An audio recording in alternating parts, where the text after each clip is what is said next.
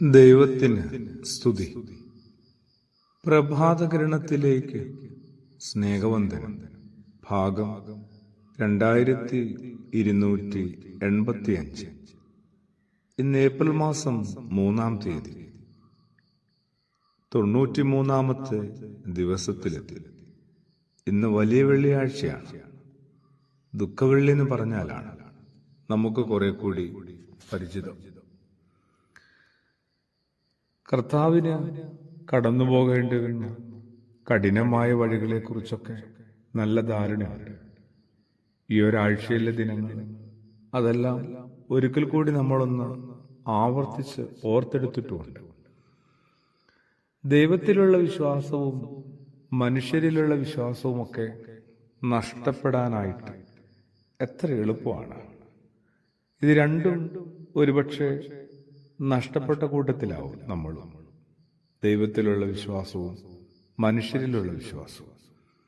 ക്രിസ്തുയേശുവും കടന്നു പോകുന്ന കഠിനമായ ഒരു പ്രതിസന്ധി അതുതന്നെയായിരുന്നു. എപ്പോഴും കൂടെ ഉണ്ടാകുമെന്ന് കരുതിയ, എപ്പോഴും കരുതും സംരക്ഷിക്കുമെന്നും ഒക്കെ വിശ്വസിച്ച പിതാവാം ദൈവം പോലും നിശബ്ദനായി പോയ ഒരു സന്ദർഭമുണ്ട്. ഗെത്സമന തോട്ടത്തിൽ രക്തം വിയർത്ത് പ്രാർത്ഥിച്ച യേശുവിനെ കുറിച്ച് പറയുന്നില്ലേ? എന്തൊരു മൗനമായിരുന്നു അവിടെ. ഒരു മറുപടിയില്ല. പിതാവിൻ്റെ ഒരു സാന്നിധ്യത്തിൻ്റെ അനക്കം പോലും ഇല്ല. നാട്ടുഭാഷയിൽ പറഞ്ഞാൽ, എൻ്റെ ദൈവമേ, എൻ്റെ ദൈവമേ, നീ എന്നെ എന്തിനാണ് കൈവിട്ടത്? ദൈവം പോലും കൈവിട്ടെന്നോ ദൈവം പോലും ഉപേക്ഷിച്ചെന്നോ ഉള്ള ഒരു തോന്നലിലൂടെ കർത്താവ് കടന്നു പോവുകയാണ്.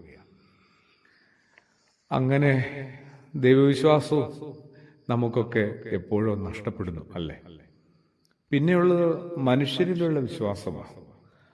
അതാവട്ടെ ഇങ്ങനെ അവസാനത്തോളം കൂടെ ഉണ്ടാവുമെന്ന്, മരണത്തോളം കൂട്ടുവരാമെന്ന് പറഞ്ഞ പന്തിരുവര് എത്ര വേഗമാണ് ഒരു പ്രധാന അത്താഴവേളയിൽ നിന്ന് ഒരാളിറങ്ങി ഒറ്റുകൊടുക്കാനായിട്ട് പോകുന്നത്.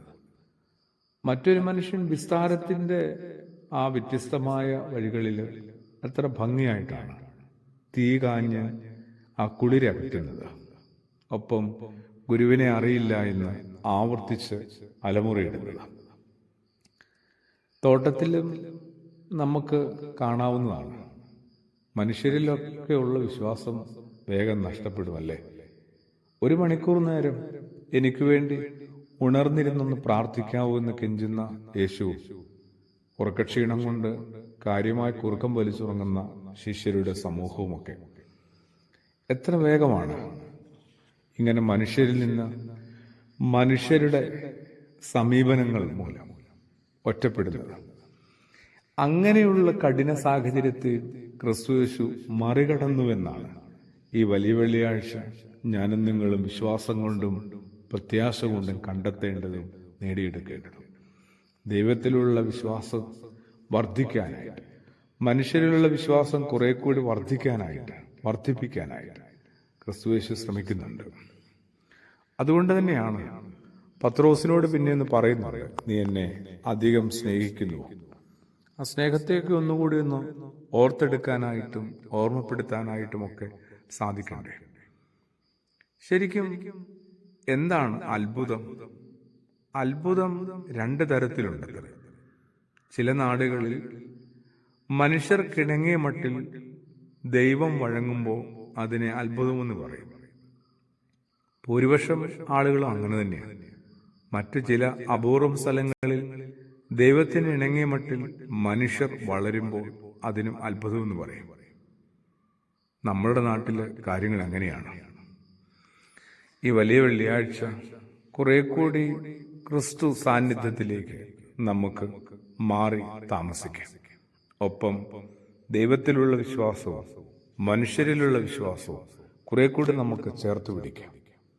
തീർച്ചയായിട്ടും ക്രിസ്തു കടന്നുപോയ കനലിൻ്റെ സഹന വഴികളെ നമ്മുടെ ജീവിതത്തിൽ കുറെ കൂടി വെളിച്ചമായി, ഊർജമായി, പ്രചോദനമായി മാറട്ടെ.